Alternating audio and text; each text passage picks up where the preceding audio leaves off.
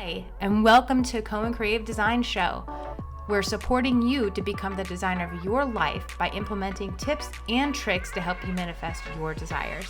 I'm your host, Christina Cohen, and I'm just a girl from a small town with big dreams. I'm motivated by my family and passions for sharing and creating. My mission is to bring you stories from others who have manifested prosperity in their lives and help you take unapologetic action in creating the life you desire. Your life and business transformation begins at Cohen Creative Designs.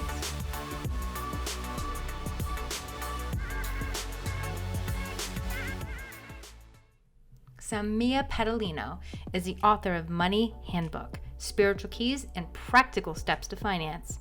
With her experience in the finance and banking industry and later a successful business owner, Samia shares her knowledge and wisdom from both a biblical and practical perspective. Raised in a traditional Jewish home in sunny South Florida, she carries a deep value for stewarding kingdom finances. Samia, thank you so much for joining me today. I am extremely excited about talking about your book that you just released. Yay. The Money Handbook, Spiritual Keys and Practical Steps to Finance. This, everybody, is gold. I must explain to you that the second I picked up this book, it was a very busy week that week, but I did make a point to sit down with it. It was on a Saturday, and I sat down by the pool all day, and I could not put it down. It was really that good. I just love how everything is written in there. I'll let you know some of my favorite chapters in a little bit. All right, so let's talk about this fabulous book. Let's do it. I'm still just very inspired by this. There is just so much knowledge in this book, and so much to take away. I'm so glad that you and grateful that you did this. I'm certainly going to be sharing this with my family, friends, and also who had asked me how I was able to sit down. She wanted to know who the woman was that wrote the book that made me sit down for a whole day because, mom life, that just never happens. But she wants to know who was this individual. And I said, don't worry, honey. I'm definitely going to be passing this off to you because there's so much in here for you to take away in life in general. So thank you so much for doing that. But let's start off with towards the beginning of the book and talk about money mindsets. Not until just a couple of years ago did I actually really realize that I had a lot of negative money mindsets, and it surrounded everything. So go ahead and just explain to me what were some of the most important reasons why you wanted to talk about mindsets? Yeah. So I did a chapter on money mindsets because I really feel that it's the foundation of where all of our actions come from in terms of how we respond to things that involve money. It's kind of like how I describe it like this, like your mindset is like the seed, and whatever grows from that, whatever the tree looks like and the fruit that it bears, the root of it is your mindset. Everything else is just like symptoms of what's going on in your life. And so if you align your mindset with what God has to say in biblical principles, you will see a much more fruitful tree, because money is like a method to accomplish what you're supposed to be doing in life, because there is a definite purpose for finances in your life, but it's a matter of aligning and knowing what that is and then walking it out and realizing that it doesn't like define your importance. It's more about like a tool that you're using to accomplish what you're supposed to be fulfilling in your specific life and what your situation is. So this book is called Money Handbook, Spiritual Keys and Practical Steps to Finance, because I really wove through the whole book a lot of different scriptures that pertain to each subject, because I'm a very firm believer that if you don't connect your faith to finances, then there's just going to be like a huge gap in what the truth of it is supposed to be in your life.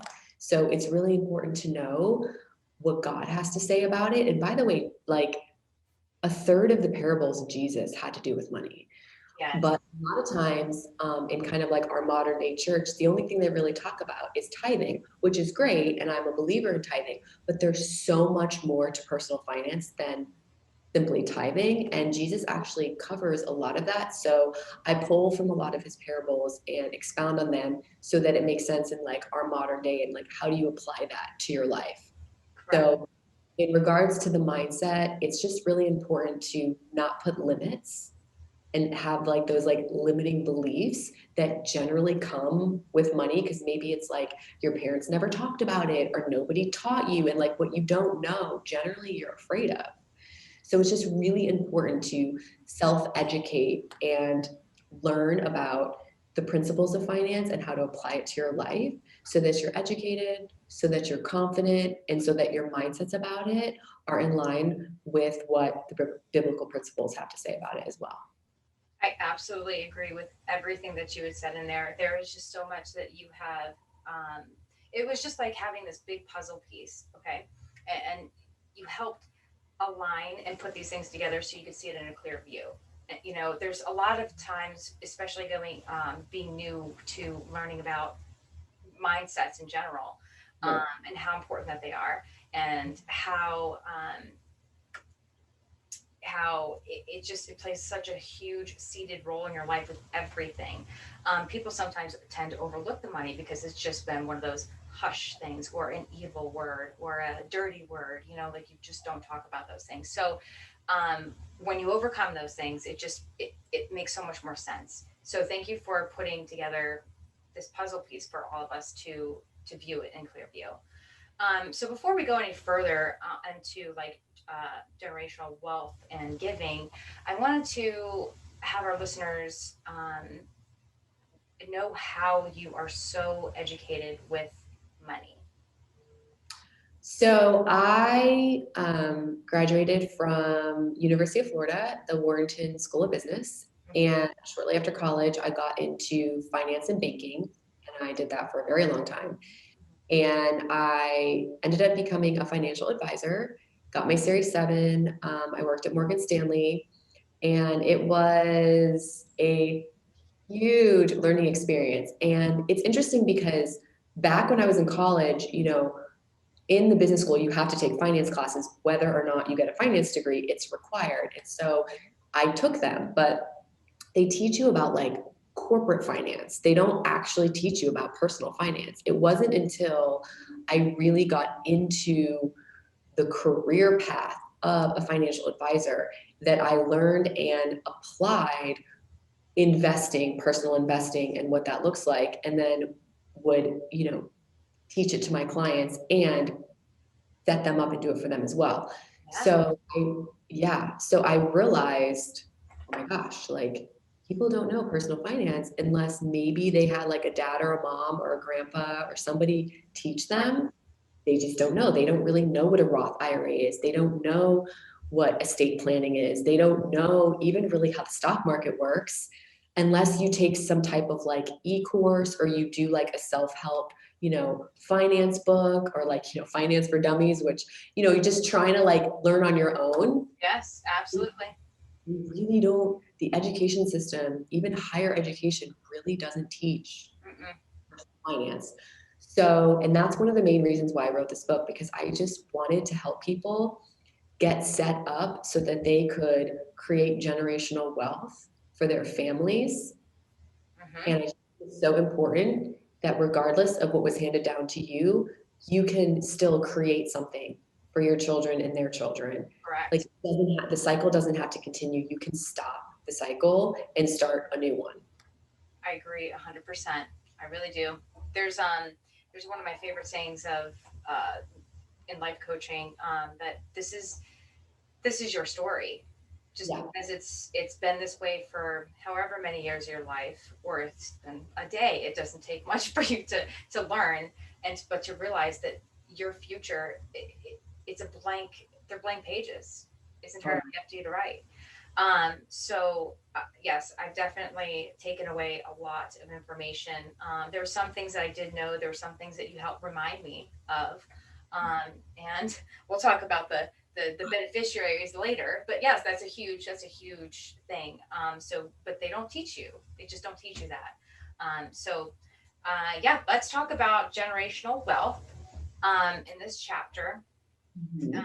I know that you touched a little bit on the mindset, and then just this being this effect once you start to change, to start taking control of your finances, and being intentional with how you're going to set up the rest of your life. Obviously, the ones that have children, we think about them. We think about how can we help them go through this, because that's one thing I think as parents in general, that I know that we don't want them to always go through the same mistakes that we've made, or we just want to be able to give them all the education that we know so they can make their lives better, or just pass it on, and forgiving, and just everything in general. So go ahead and explain about your generational wealth real quick.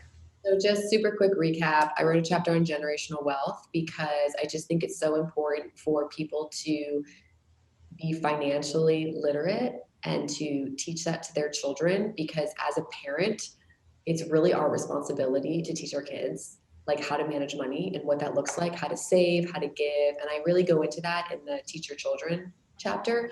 But as for generational wealth, a lot of people think of money, like, oh, the trust fund baby who somebody set a trust up. Right. And so like they get money every month, or, they think of it like, oh, that could never be for me. That's for like the wealthy people.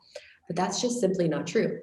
Generational wealth is more than just money. It's actually like traditions as well. Like if you look it up, and I put this in a chapter in the dictionary, it's traditions that are passed down from generation to generation. So it's like the words that you speak and the thoughts and the definition that you put around money that you're teaching to your kids. So it's more than just creating wealth. It's also like affecting their opinion about it as well. But just an example, like if you were to save $50 a month, like your kid gets bored, you start putting away $50 a month for 18 years, you're going to end up with like 30 grand by the time they're like 18. So it might not sound like that much money, but I mean, when you were 18 years old, if your parents were like, hey, here's 30 grand, that'd be kind of awesome. And if they taught you about money, maybe you would use that as a down payment and get like a fourplex, and like now you're living in one of the fourplexes and you rent out the other three. And guess what? Your mortgage is completely covered. Yep.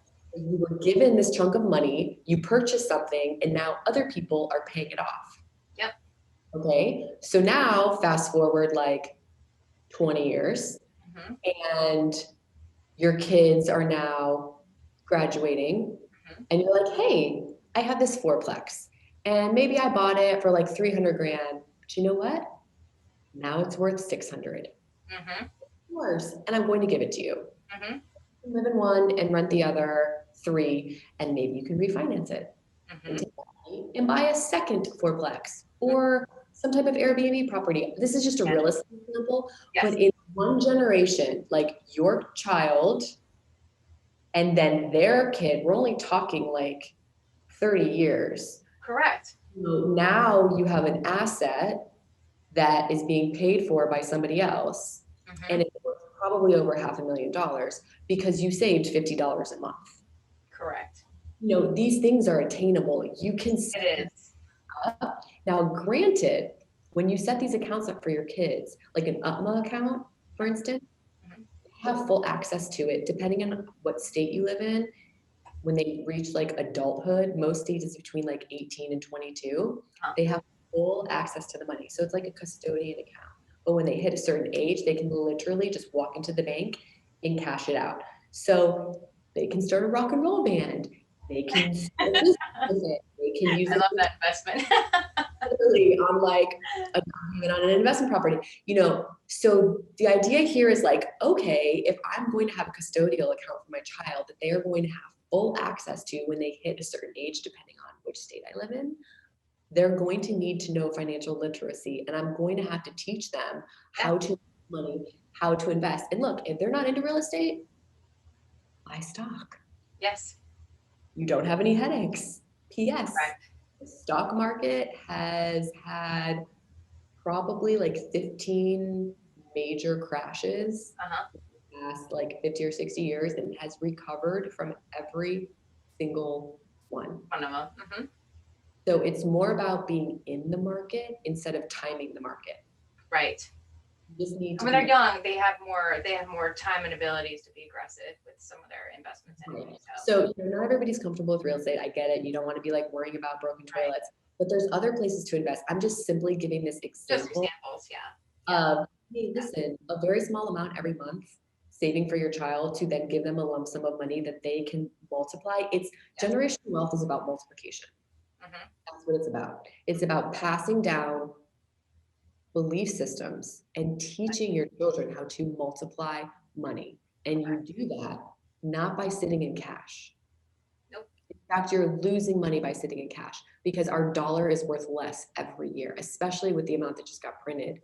Yeah. Because of everything that went on in 2020, our dollar is essentially really worthless at the moment. So you really want to teach them how to multiply money, and that is done by investing. And they can come alongside you and do it with you, and then you can launch them and help them do it for themselves. Those are very, very wise tricks. I think that all of us can obtain a lot of those goals that you had just mentioned. Those are just a simple few. I started my very first annual junior entrepreneurship class I didn't get to tell you about this yet. But so I have taken, because I do think that generational wealth is extremely important, but also teaching them small points of business. Now every household's different. We chose not to do the allowance in our household for chores that are, there's nothing wrong with having allowance for your children for chores, but we just chose not to do that because our thought process behind that was these are things that we're going to have to do as individuals anyway. However, let's talk about real money. Let's talk about how let's brainstorm.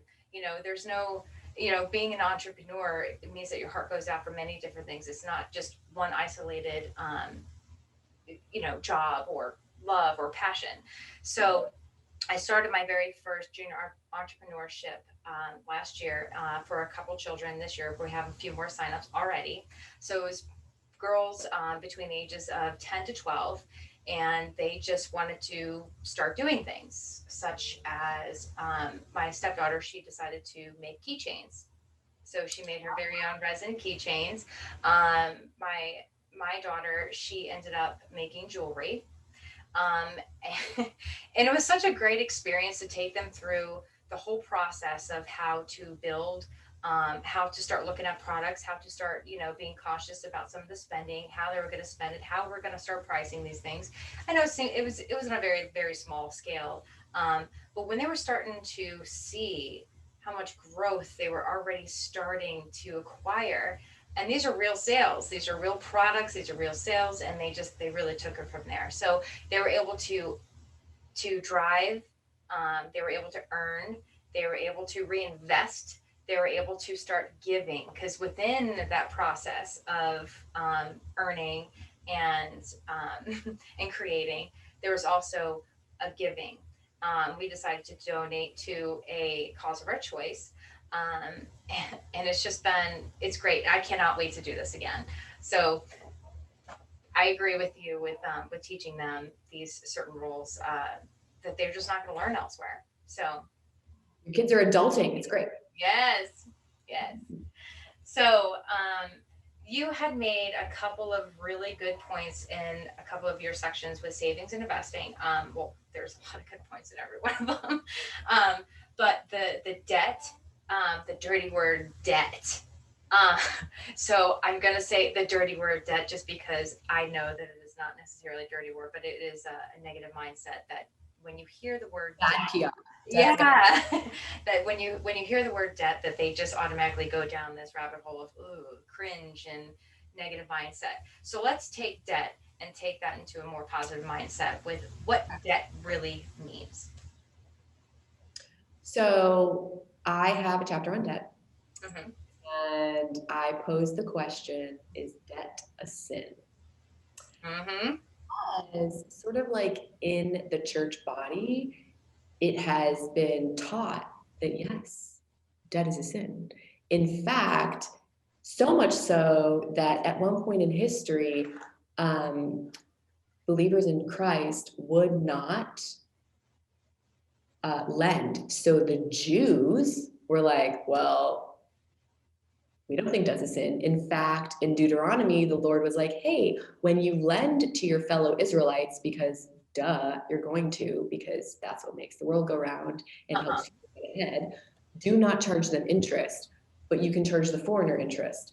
So they're like, well, Christians technically are foreigners, so we'll lend to them and charge them interest. But if like the Jews need money, we just won't charge them. So that is why there are so many Jewish people in finance and banking. Mm-hmm. Honestly, the Christians bowed out and they were like, oh, well, we think it's a sin. So there was this huge gap that needed to be filled. And so I was raised in a traditional Jewish home. So I definitely feel comfortable talking about this because we talk about finance all the time. It was like at the dinner table, money was talked about all the time, investing, saving, like it was just very common and a comfortable subject to discuss. So all that to say, nowhere in the entire Bible does it say debt is a sin. Not one place. Thank you for making that point. Says is a sin. Yeah, right? What it says is a sin is greed. Mm-hmm. Greed, not debt. So obviously you need to use wisdom. Like it's not a sin to have a mortgage on your house. I do suggest in the book that by the time you reach like retirement age, like 60, 65, it's really great if you don't have a mortgage anymore. So like by the time you're 40 years old, you really only want like 15 years left on your mortgage, because once you get to that age of like retirement age, and needless to say, like a lot of people aren't going to retire, but once you're over like 65, I would not recommend having a mortgage because a lot of people are in fixed income or they're working because they want to, not because they have to. Mm-hmm. Like a lot of people in this generation that are in their 60s, when I say they probably won't retire, it's because they don't want to. Like they're active and their mind is still strong and they want to like contribute back to society and they still want to be doing something. So I just believe that in that time frame, it would be wise to not have a mortgage. But when you're like in your 20s and your 30s and you have a young family, Right. it's totally okay. Right. Because you own something that's increasing in value. Mm-hmm. So I tell people only go into debt for things that are going to increase in value. Like don't put a $2,300 Louis Vuitton on your credit card. It's just not a good idea. There's no return on that. Right. So, I mean, if you can afford it and it's in your budget and it's no problem and it's like not a big deal, go for it. Buy yourself a beautiful purse. Like it's no big deal. But don't go into debt for a wedding. Don't go into debt to like have things, because then you're crossing that line into greed. It's like a very gray area and it's a very fine line, especially when society is saying to you, gain, have more, like this will make you happy. Keep up with the neighbors. Like it's a very competitive, especially with social media. Like people kind of just only show their highlight reel of like vacation, new cars and new this and that, or like, oh, look at my manicure. They're really just showing you the ring that they have. Like it's just all very shallow and petty. So it's very important to know your identity as a son or a daughter of the king. So everything you do operates from that place. I do think that staying in touch with yourself, with a lot of life coaching methods and tools will also help keep you on track. Sometimes when you start diving right in to life coaching, sometimes you get the sense of overwhelm. There's also a lot of relief. But there's a lot of emotion that gets brought up with those things. And for many people, money and dreams, they seem to be a very sensitive subject. So yes, I do agree with certainly not going into debt over things that are not going to bring back or invest in any money for yourself over time. So there's also another method of tools that you use with dividing into different sections where you should start placing your money. That helps a lot with budgeting and overcoming. So that's a phenomenal chapter there. And also the last two chapters here that I want to talk about, insurance and estate planning. Insurance, between health insurance, the umbrella terms, there's a lot that you go into there. It's really, really, really It's good. chapter. Yes, but the estate planning, I do believe even with individuals in their 20s and 30s, I still think that they need to know these things, especially if you have a family. Some of the good highlighting points in there, about, you made points about labeling or naming your beneficiaries if you're not set them up in a traditional or a special way, that, you just put your child's name down there on a beneficiary list. Things get locked up in probate, and there's just a lot of detail in there that nobody talks about, or they just don't educate people on that. So thank you for adding in those, what I call them, gold nuggets, because I think they're good points for everybody to live off of. And the teaching your children it hit my heart. I mean, that is my favorite chapter as well.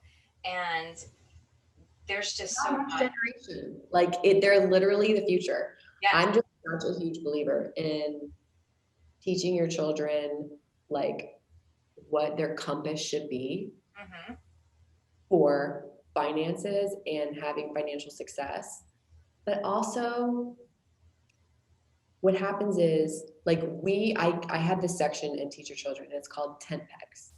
And simply it means we all have a sphere of influence, right? Which is like our tent pegs, like how big does your tent go? And that is the sphere of influence that you have. And it could be family, a couple of girlfriends, it could be a whole classroom of people.